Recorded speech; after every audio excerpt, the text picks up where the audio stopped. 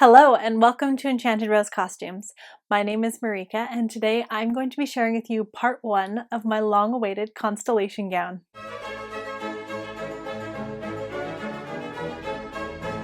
I was inspired to make this gown when I came across 8 meters of 60-inch wide black and blue shot taffeta for a steal.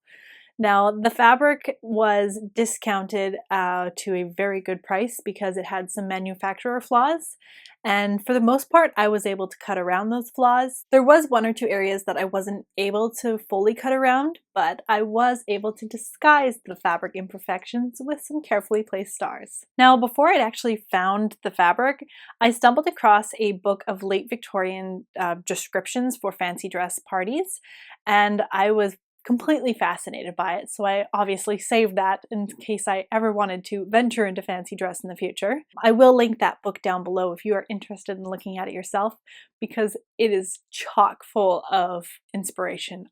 It's amazing, and there's tons of books like this out there. So yeah, lo and behold, a week later, I've come across this fabric and it was fate. Now, for my Constellation gown, I was actually inspired by several different descriptions from the book because night was quite a popular theme, so there was plenty of inspiration to pull from just for different ideas. Now, something you may not know is that fancy dress balls were very popular during the 19th century, and a great deal of attention was paid to what guests were wearing to these events, much like how we can't wait to see what everyone is wearing to the Met Gala nowadays. One of the most notable fancy dress balls was actually hosted by the Duke and Duchess of Devonshire in 1897, and it was to celebrate Queen Victoria's Diamond Jubilee. It was considered to be the social event of the London season. Now, when it came to the costumes of these events, the only limit was one's budget. Guests were encouraged to dress up as their ancestors, to a theme, or to a character, such as the shepherdess or the queen of the night. So, with that little history lesson aside, it is time to officially start the construction process of my Constellation gown. I hope you enjoy. The pattern I used is the 1893 skirt pattern from page 42 of Patterns of Fashion 2. I'd forgotten to film myself enlarging the pattern, so I'm going to try and explain my process on a smaller piece of paper. The pattern is in 1/8 scale, and so each small square equals 1 inch at full scale, and the larger squares equals 8 inches. If I was enlarging the pattern to the full size, the paper would need to be a minimum of 56 inches by 80 inches, just for the back skirt panel. But since this is just a quick show of how I transferred it, I am keeping it in the 1/8 scale for easier filming. Beginning at the top left corner of the pattern, I placed point A. I then counted down the squares along the same line and placed point B. From point B, I counted the squares to the side of the skirt and placed point C.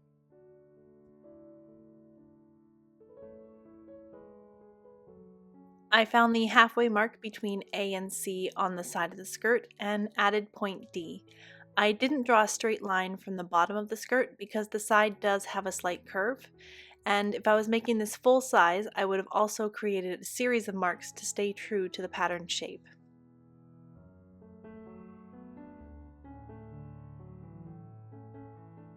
Next, I went back to the line between point A and B and counted the squares over to the right side of the skirt to figure out the width.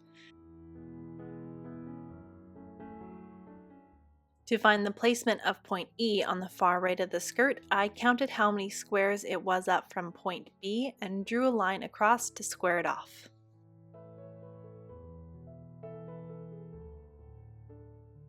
Moving up to the waist, I counted the squares across and then how many squares up from point A and placed point F. I then drew my waistline. Again, if I was making this a full-scale pattern, I would have placed more points along the curve for a truer line.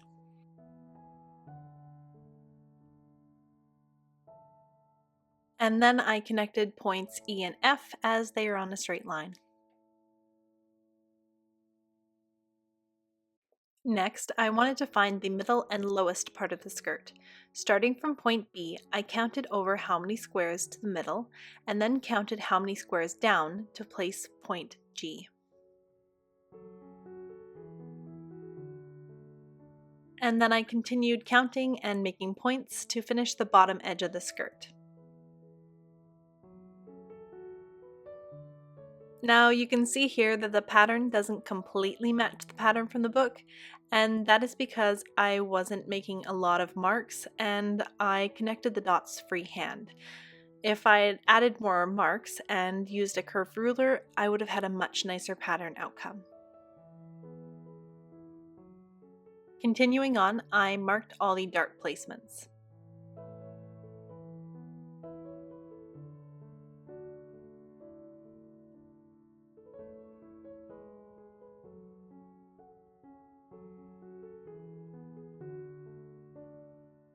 Now, because this dress was originally made for someone who was smaller than myself, I needed to make some modifications so the pattern would fit me.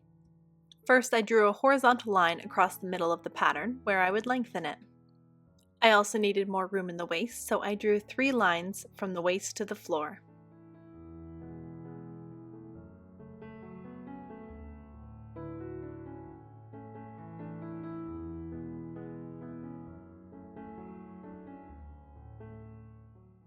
Next, I cut along the horizontal line and then added the amount I needed for my waist to floor measurement.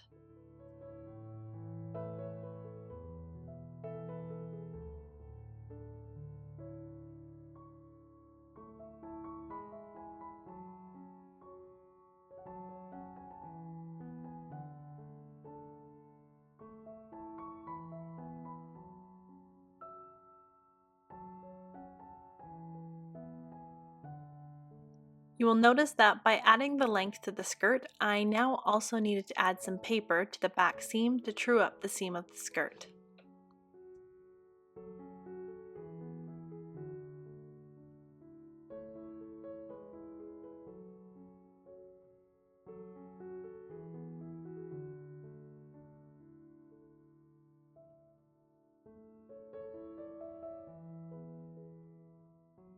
To add more room to the waist, I repeated the steps, except this time I split the amount needed over 3 lines.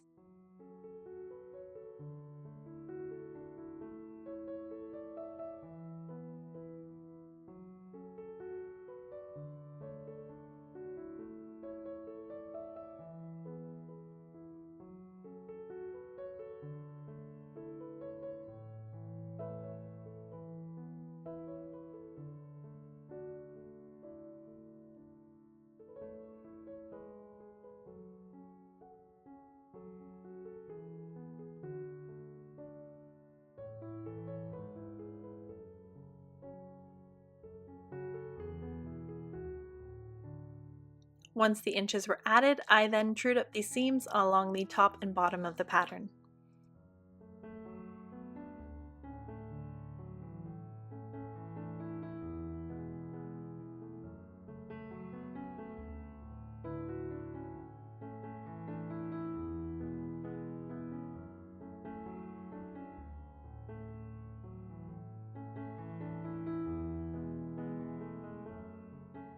I then repeated the process for the front skirt panel, and then traced out my waistband, placket, and pocket.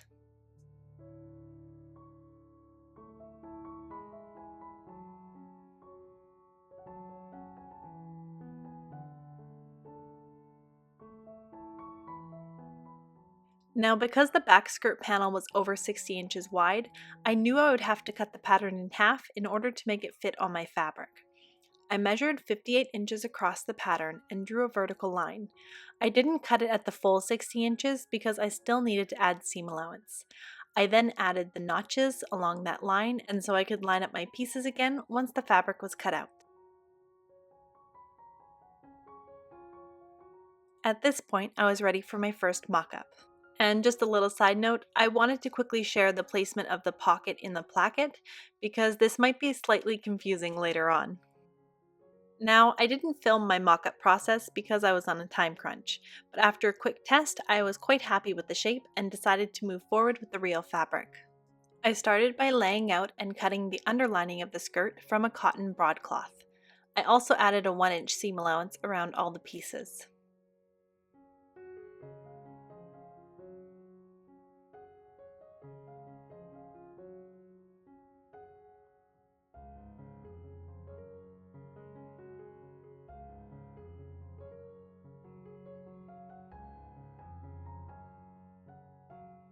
Once all the underlinings were cut out, I then laid them on top of the taffeta and cut out the pieces once again.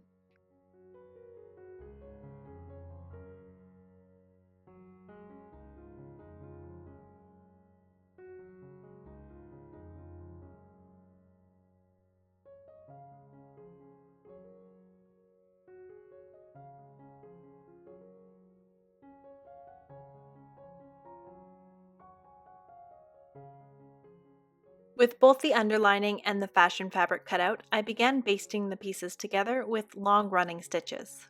This was to keep them from moving during the flatlining process, because it is a pain in the butt to try and unpick it once you've flatlined it together.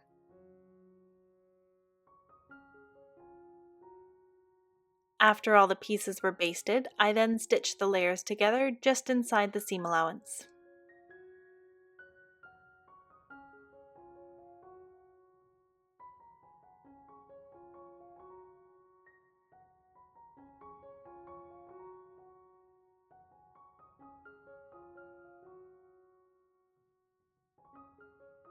And then I serged around all the edges of each piece to keep them from fraying.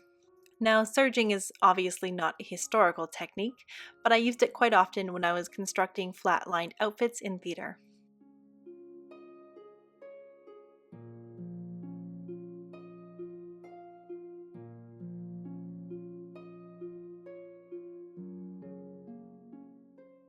Next, I pinned one side of the pocket to the left side of the placket with right sides together and then stitched it in place.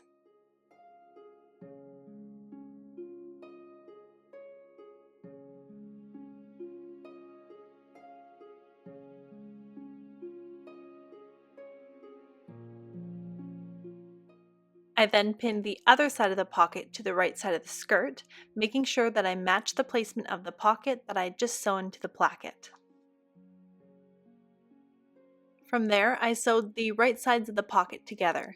At this point, the placket and the skirt are still separate and are only joined by the pocket.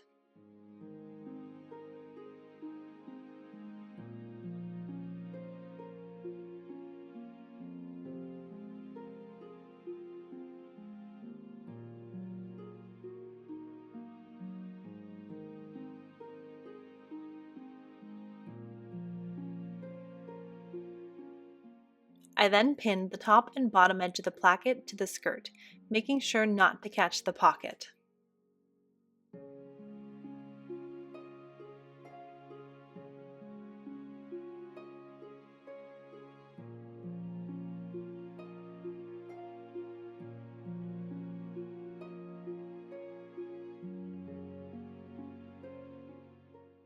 And then I stitched the pieces together.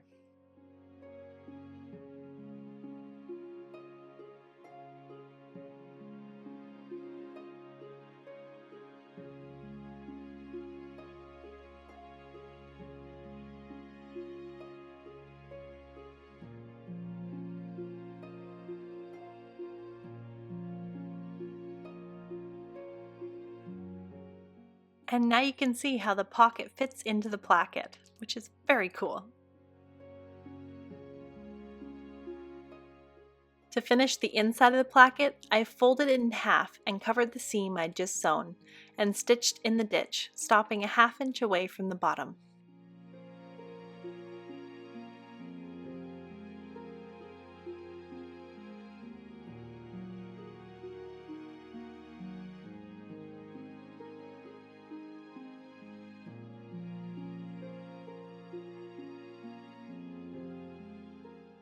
With the placket sewn in, I then stitched the back skirt panels together.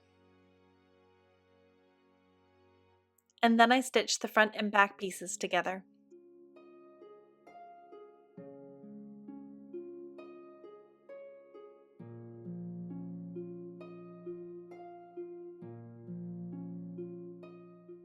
With all the pieces now joined, I then pressed each seam for a crisp finish. To keep the serger seam from leaving a mark on the right side of the fabric, I folded my pressing cloth in half and put it between the seam allowance and the underlining, and I repeated this for each seam.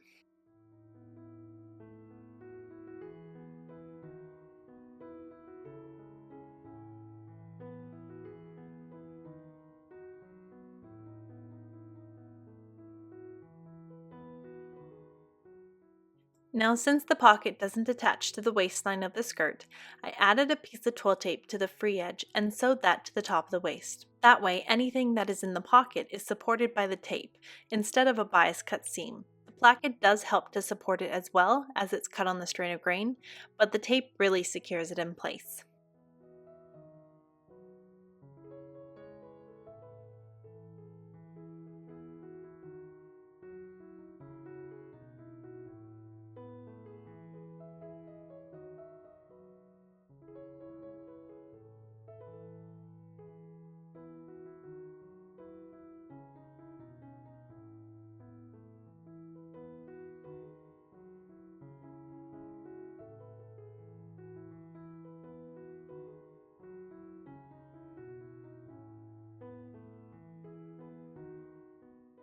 Next, I pleated the back half of the skirt and stitched them in place.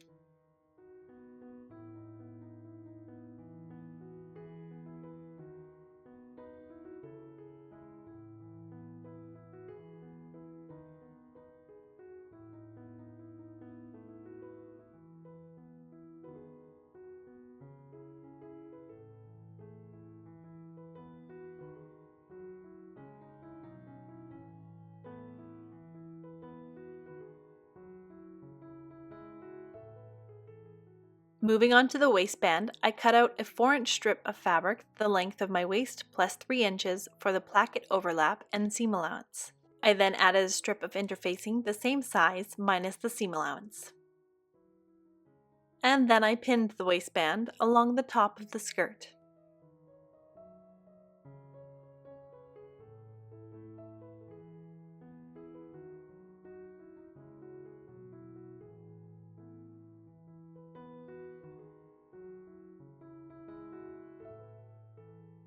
Next, I stitched the waistband in place.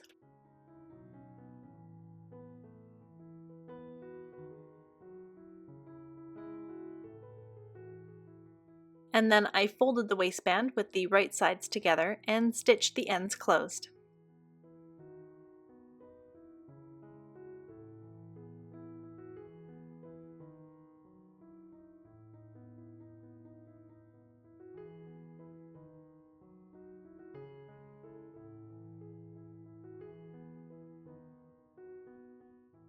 I then turned the waistband right side out and whipped it along the inside of the skirt, making sure that I only caught the underlining while stitching.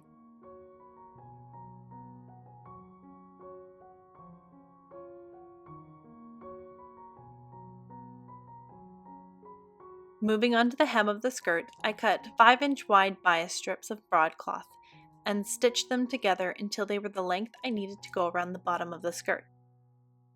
I then pinned them with the right sides facing each other and stitched them in place.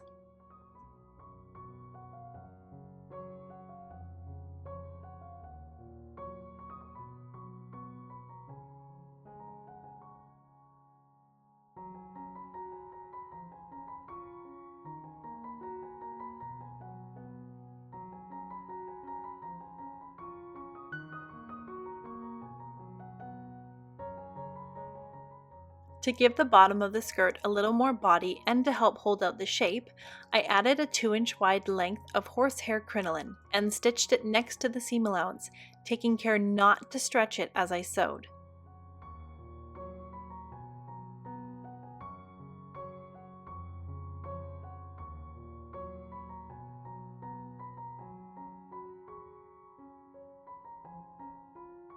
Once I'd reached the beginning of the crinoline, I then layered the raw ends over top of each other and zigzagged them in place.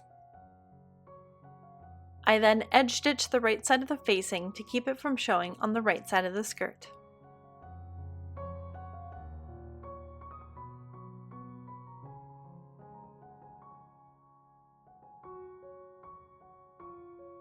I then pressed the facing to the inside of the skirt and pulled the string along the top of the crinoline to ease it into the curve of the skirt.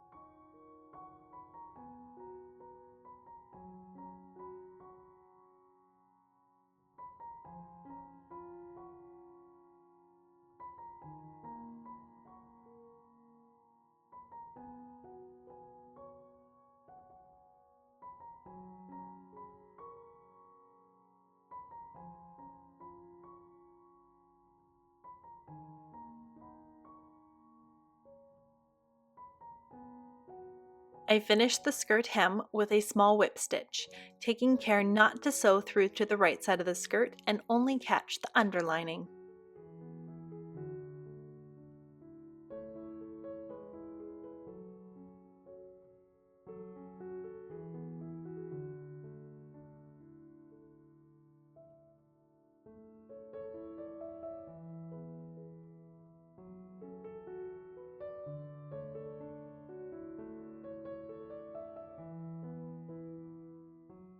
With the hem finished, I then added snaps and skirt hooks to the placket, and with that, the base of the skirt was done.